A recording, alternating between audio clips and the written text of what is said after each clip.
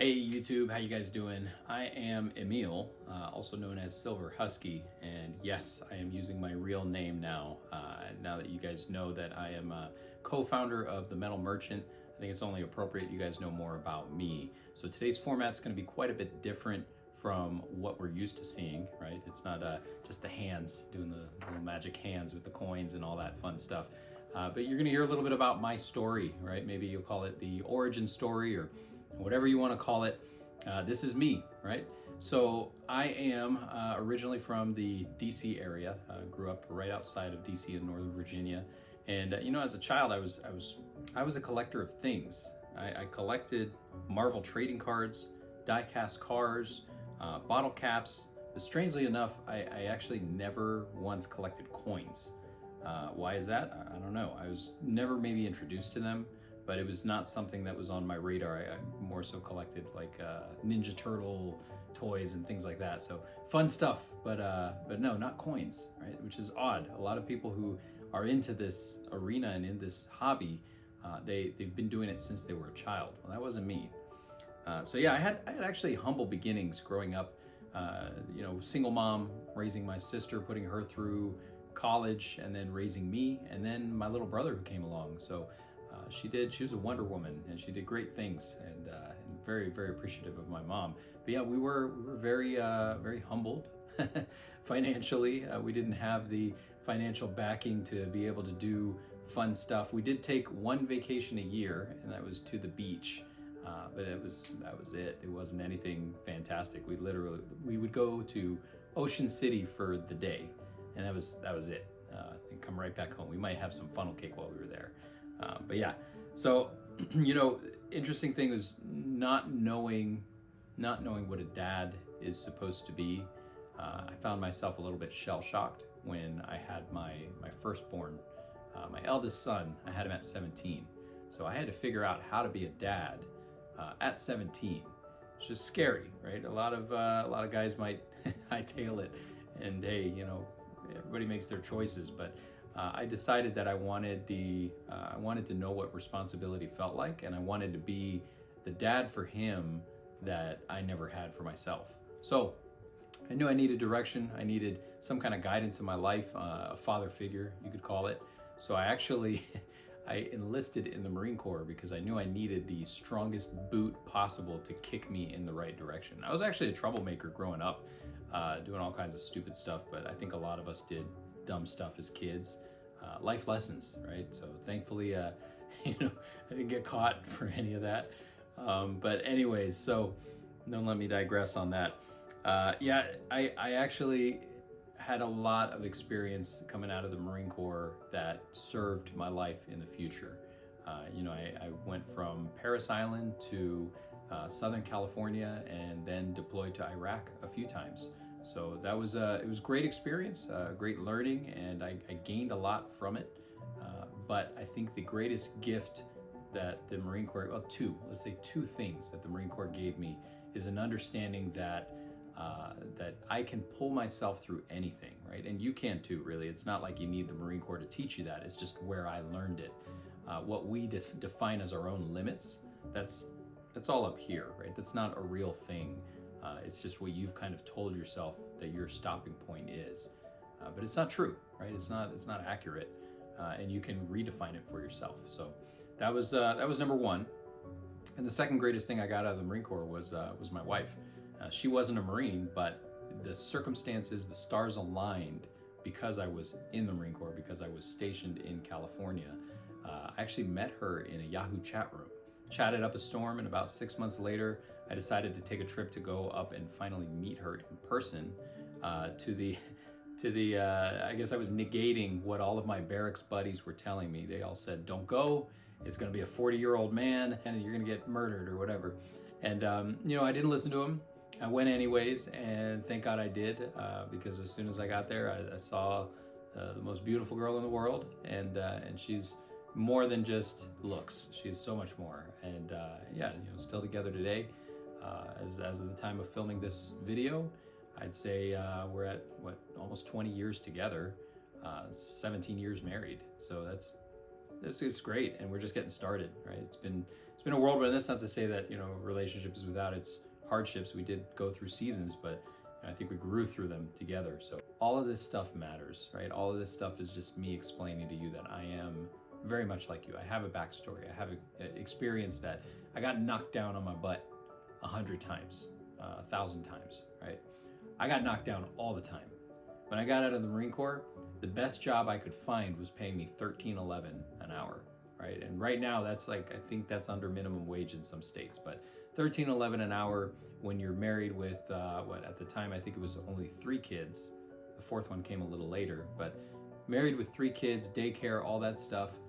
We're talking about mac and cheese and ramen noodles every night. That's literally, that was our life. That's how we lived. That's how we thrived. Not thrived, maybe survived. And I wasn't happy with that. I wasn't okay with just doing that and then sitting down and watching TV for the night and doing it again tomorrow. I wanted more. So what did I started to pull in my experience in the Marine Corps that, hey, my limitations are all up here. It's 24 hours in a day. How am I going to use them? And that's what I started to do, is I started to find ways to make additional income or to advance myself from a critical thinking standpoint, right? So I did go to college. I got my college degree. It wasn't easy because at the time I was a full-time student, full-time dad, full-time employee, and that's actually the season that my wife and I were on the rocks. So I was, in many cases, serving or acting as a single dad, at least half the time, right? The other half, she would have him. That was typically when I was at school. So it wasn't an easy time, but I did pull myself through it. And of course, to a great extent, with the help of my wife, we got through all of those seasons together. Like in my head, I was like, all right, I just went through that. I went through a decade and a half of, it was hell. It was hell. So how do I make it so that my kids never have to? And that's how I've always been thinking and feeling, is I don't want to pass that on. I don't want to pass generational debt. I wanted to pass generational wealth. I wanted to pass legacy to them. And legacy was the word that always stuck in my head. To me, that just meant giving my kids something that I was never given and something that they can build from, right? Starting them off on my shoulders rather than starting them off from the same ground I'm standing on. So that's what I wanted to build for them. And I tried different ways. I started a t-shirt business. It flopped. I didn't know what I was doing. Like most first businesses, you have no idea what you're doing. You fall on your face. If you hit it big on your first business, hey, that's a lot of luck and probably quite a bit of you maybe reading books and stuff. I didn't do that yet, right? That came later. But yeah, I started a garden nursery where I was growing legal plants, right? Legal plants. It was like peppers and pumpkins and stuff like that, and selling heirloom seeds. We did retail arbitrage. My wife and I would go to, like a BCBG at the time was real big, and we would buy off their clearance rack, turn around, put them all on eBay, and make a few bucks, right? So it wasn't anything dramatic. It wasn't like, putting us in a Bentley, and still we don't drive Bentleys. We drive very, very affordable cars, and we don't have debt, thankfully, but that's from smart decision making. We could very easily be in debt if we wanted that LC 500 that I've been, eyeballing for the past 2 years. But hey, delayed gratification, it's a good thing. So fast forward to today, or let's say fast forward to 2 years ago, when I started to enter the metals community. Now the metals community to me was like a whole nother world. And I'll tell you how I was even exposed to it. This was interesting. So I was watching a video on my commute from Miami to Fort Lauderdale. At the time I was working in Miami. The commute was about an hour. So I had plenty of time to watch YouTube videos and whatever, educate myself or just veg out. And so on that day, I was going down the rabbit hole of videos on YouTube. And this specifically was a rabbit hole of, what do we call it? Doomsday prepping, let's say. End of the world kind of stuff, cataclysmic, I don't know what, EMPs and stuff. So this video specifically was talking about the fragility of the US dollar, fiat currency is what they called it, and how if you want to protect yourself, what do? Well, you put your money in hard assets. They said land and metals. And I was like, metals? What the heck does that mean? Well, thankfully, the next suggested video on the list was from one of the bigger talking heads. I'm sure you're familiar with several of the bigger names, but of course they're metal pumpers because they make money off of it. However, I did learn a thing or two, and it's about the value, the stored value within gold and silver. So to me, that was fascinating, and I wanted to learn more. So then I went on a binge, and I started watching everything you could imagine, and I stumbled into the YouTube community of many of the people that you guys know today, and many of the people I associate with. I'm lucky enough to be able to, but they were kind of my first introduction into the precious metals world. So for me, it was a great thing, and I got to learn a lot. But I wanted to catalog my journey too.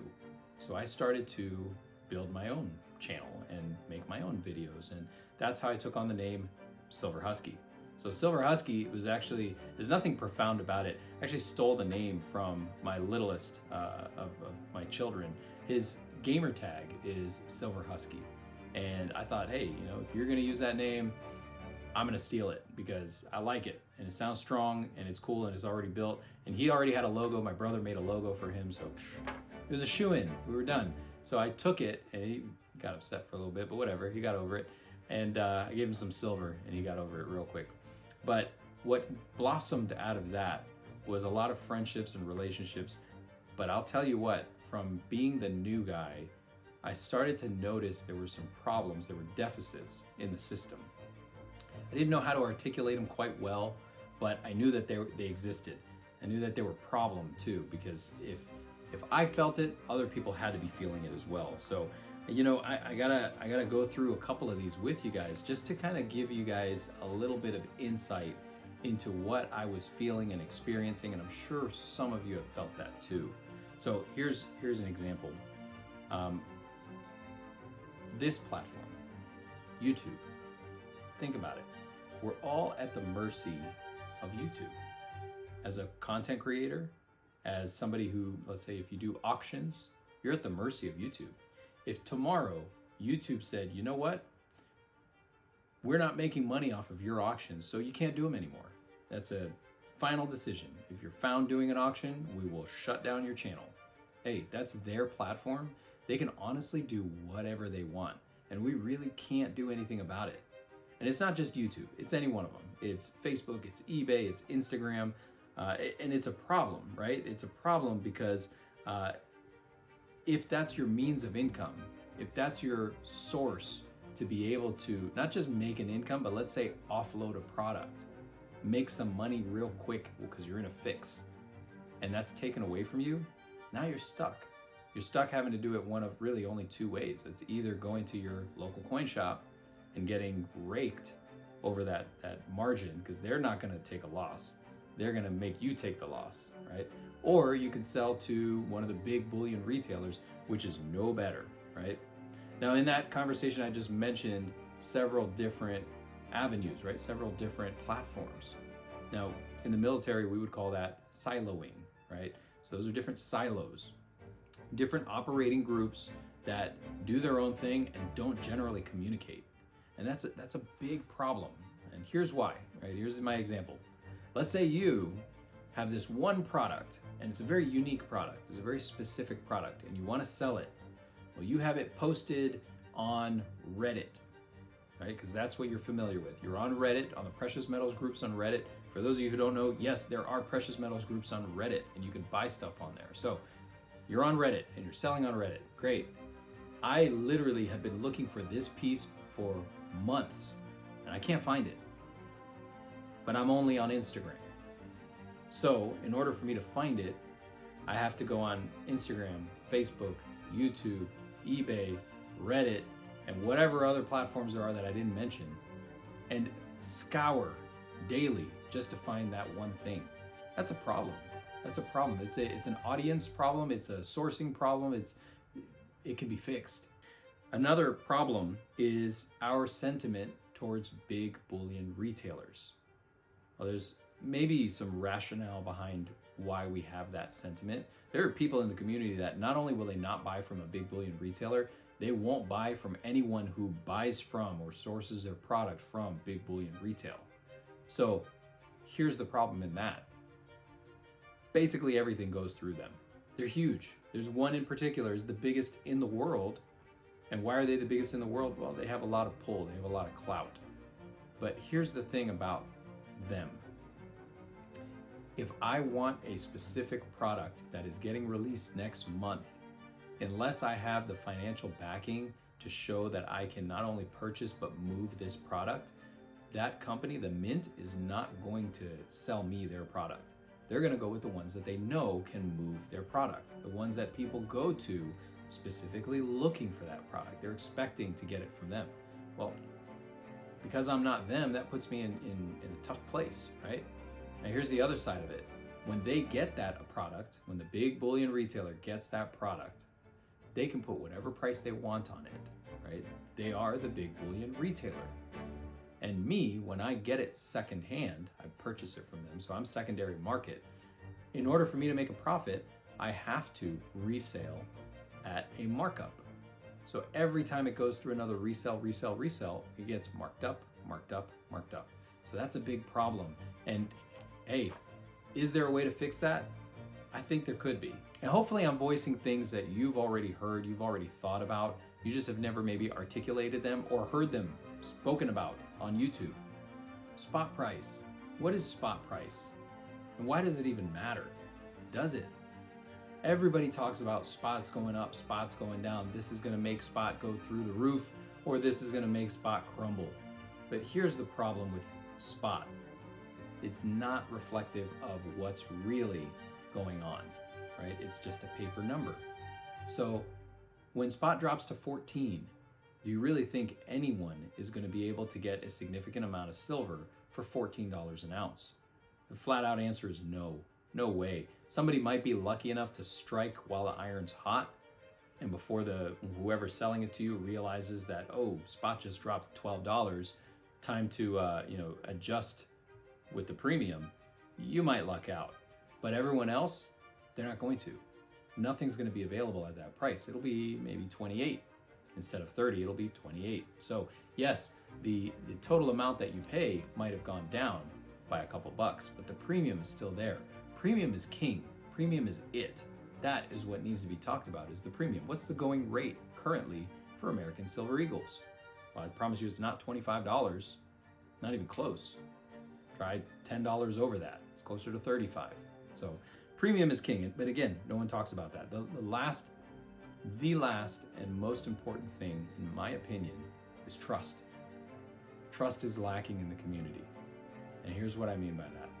I recently got scammed for $1,500. It was almost $3,000. Thankfully, because of credit cards, I was able to get my money back. But that guy got away with $1,500 from the credit card company, let's say. Will he get caught? I don't know. It was through Facebook, it was offline, it was with somebody I'd never dealt with before. Amateur mistake on my part. However, I will say that I wasn't expecting to get taken advantage of, because I am a very trustworthy person, and I like to believe that there is good in everyone and that people mean well when they enter this space and they try to make a deal. So here's a problem in that. If I'm a big YouTuber, if I'm a big influencer, I can make sales, I can make purchases, and people trust me and they know me because they know that if I mess up on a public forum, there goes my reputation, and my reputation is everything. So I won't screw up on purpose. I'll do whatever it takes to make things right. Anyone who's ever bought from me knows that, right? And same with any other person who's got a big channel. They don't do that stuff. However, there's only a handful of us that do that. There's only a handful of us that are influencers. What about the 80,000 people that are within this space and following certain channels that sell silver and gold? What do they do when they're in a fix, when they're in a pickle, and maybe they have 4 ounces of gold that they really want to offload because they have a medical bill that they need to pay by next month? Now they go on one of these public forums and they say, hey guys, I got 4 ounces of gold. You need to sell it today.